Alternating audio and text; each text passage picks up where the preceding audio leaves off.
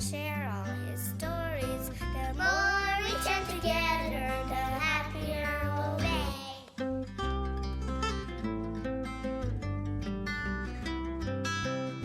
Chapter 6.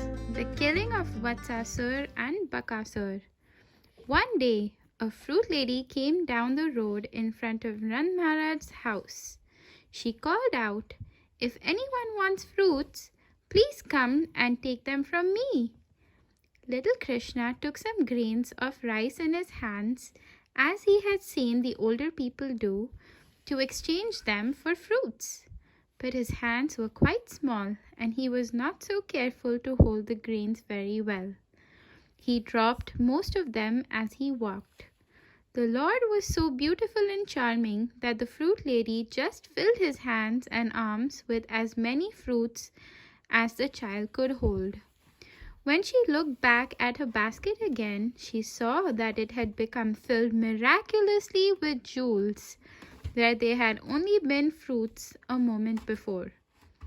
Just by getting a few of her fruits, Lord Krishna had in turn given her a great fortune.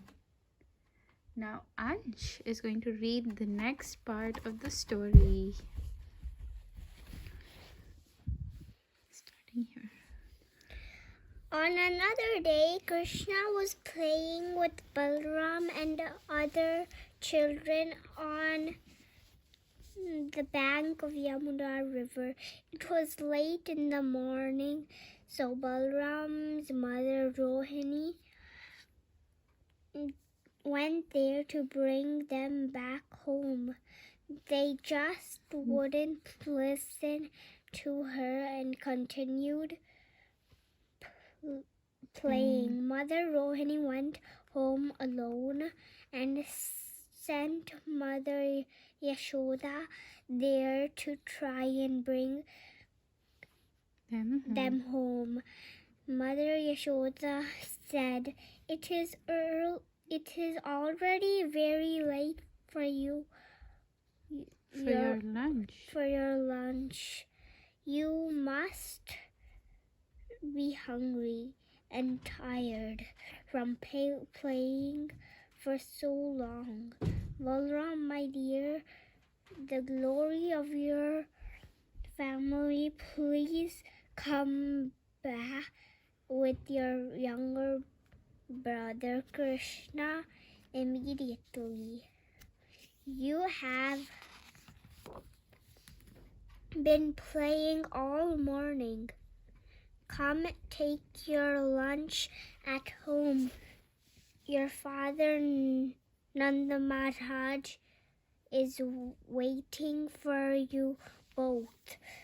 You must come back so he can eat. As soon as Krishna and Balram heard that Nanda Maharaj was waiting for them, and could not take his food without them, they started to go home. Their other playmates cried, Krishna, you are leaving just when we are having the most fun. Next time we will not allow you to leave. And in fact, next time maybe we should not let you play with us again. If you are going to spoil everything by leaving so soon. Krishna became afraid, and instead of going back home, he turned around to play with his friends again. Mother Yashoda scolded his friends and told Krishna, My dear Krishna, do you think that you are a street boy with no home? I see your body is very dirty from playing since early morning. Now come home and take your bath. Besides, today is your birthday, and you should come and give away cows in charity to the Brahmana priests. Then later you may go on playing." When the children finally came with her, Mother Yashoda took them home and gave them a good bath. She dressed them very nicely in new clothes and jewels, other ornaments and flower garlands. She called Brahmanas to the house and gave away many cows to them in charity to celebrate Krishna's birthday at home. One day, because demons came to disturb the children so often, all the cowherd men decided to move with their families to a nice place near Vrindavan called Govardhan Hill. Everyone loaded all their belongings onto their carts. The old men, women, and children sat on the carts. Their cows and bulls walked in front. The men surrounded them all, carrying bows and arrows and blowing on their horns and bugles. When they got there, they made a circle by keeping the carts all together. After seeing how beautiful Govardhan Hill was on the bank of the Yamuna River, they began to build their new homes. So they're all moving because demons were disturbing them in Vrindavan, right? In Gokul. Krishna and Balram were now old enough to take charge of the small calves. So along with the other little cowherd boys, they went to the fields with their calves. Sometimes they played on their flutes, and sometimes they played ball with amalaki fruits. Sometimes they danced and made tinkling sounds with their ankle bells.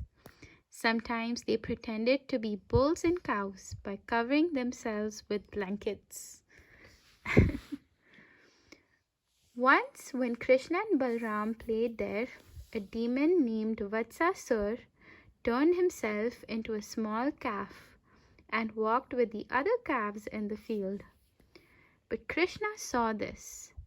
"Balram," he said, "that is Vatsasura, not a real calf." Both brothers followed him and sneaked up on him. Krishna caught the demon calf by the two back legs and tail, whipped him around very hard, and threw him up into a tree. When the demon fell down from the top of the tree and lay dead on the ground, all Krishna's playmates called out, "Well done, well done!"